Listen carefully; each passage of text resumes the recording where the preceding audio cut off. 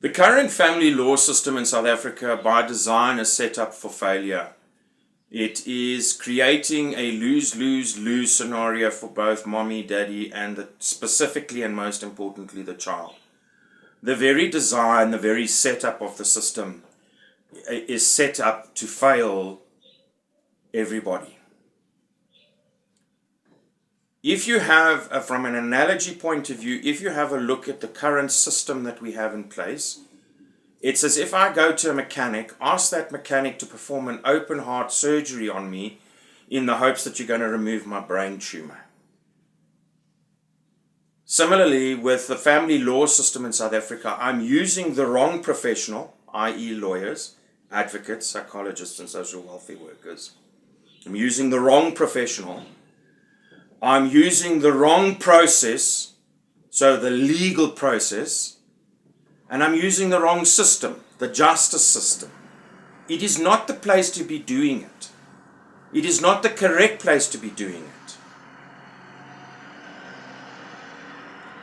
The bottom line is that way back in, this was in the late 70s, early 80s, the Nugent Commission came out and said that we need to resolve the issues around family law and labor.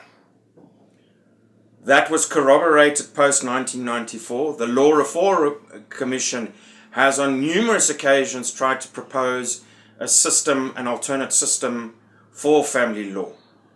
But surprisingly, the system is already working in the guise of the labor section of our country. We have today the CCMA. We have today the labor court. Okay?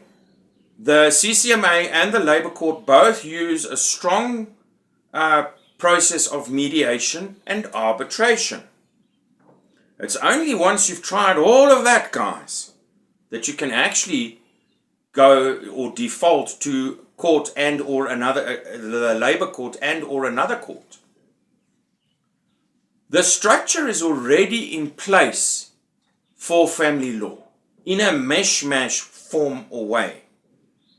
The Family Advocate's Office, by design and by default, must be, and on the face of it, is doing the mediation.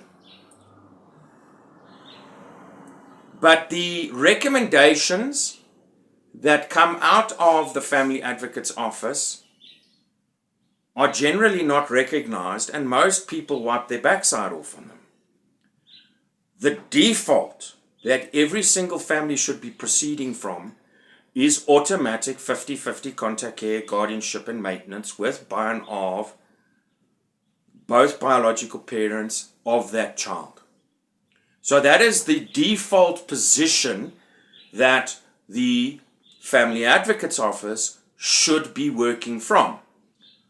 But the way the Children's Act is designed, it is specifically designed in this instance to make mothers superior to fathers under section 19, 20 and 21. And it's superior to married men. Forget about unmarried fathers. We need to and have to remove the superiority because we are all equal before the law. Sections 19, 20, 21 must be rolled up into section 18, and it should read something along the lines of the child from birth in the absence of, and I can't use the words, guys, because I get cancelled for it, but posing a risk, if you can extrapolate on that, to the child. In the absence of posing a risk to the child must have automatic daily physical, emotional, psychological, spiritual contact care, guardianship and maintenance with, by, and of both biological parents at all times. Any parent, parents, person or entity that attempts in part or in whole to deny the child its automatic rights must be automatically prosecuted. And we already have it under section 33 of the Children's Act to prosecute a parent that is not acting in the best interest of the of the child. The bottom line here is you had the child together, you raised the child together. Therefore, And things like your marital status, cultural, religion, tradition, and other social norms and practices cannot be an influencing factor of the child's continued relationship with both of its parents. Does religion, which is important, culture, which is important, tradition, raise a child? You're either going to raise that child or not, irrespective of your marital status, culture, tradition, or religion. So, while they are important social factors, they are not important to raise a child. The bottom line here is that the child has an inherent right to both parents. And if you did not see yourself raising that child with that parent, you are the problem, not the other parent. And by default, what needs to be happening is that the Family Advocate's Office has a de facto standard from which they depart. In the absence of impropriety or posing a risk to the child, which must be investigated under the strictest of conditions, bottom line, automatic 50-50 contact care, guardianship, and maintenance.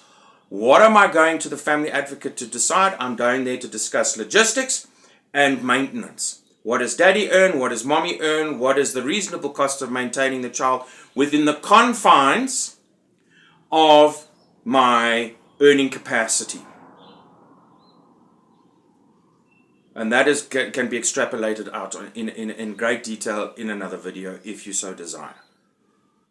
Bottom line is that the very system needs to be conciliatory, mediation, and I get and understand that mediation requires the cooperation from both parties. We are stumbling over a word. So change it. Alternative dispute resolution. Come up with another idea if you don't like that one. The bottom line is that through mediation, or alternative dispute resolution, where the de facto standard is 50-50 contact care, guardianship, and maintenance.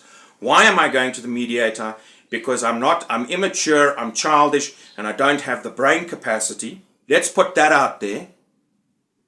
Because that's 99% of the problem, even under the current system. It's very simple. 50-50 contact, there's care, guardianship, and maintenance. There's 30 days in the month, 15 for dad, 15 for mom.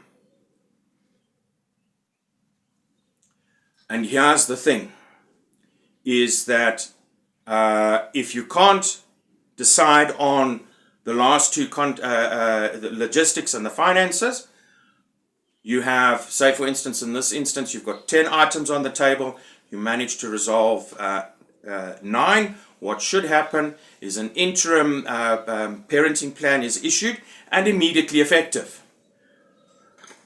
The last point goes to arbitration, and the decision from the arbitrator is final and binding. There's your parenting plan.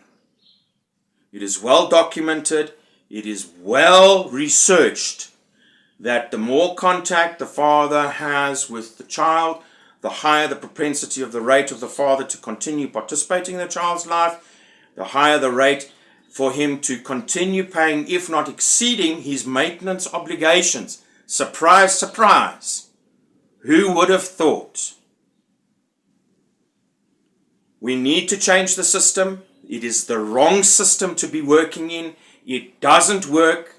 I'm in an eternal Groundhog Day every day of my life because guess what? We've got a system that doesn't work.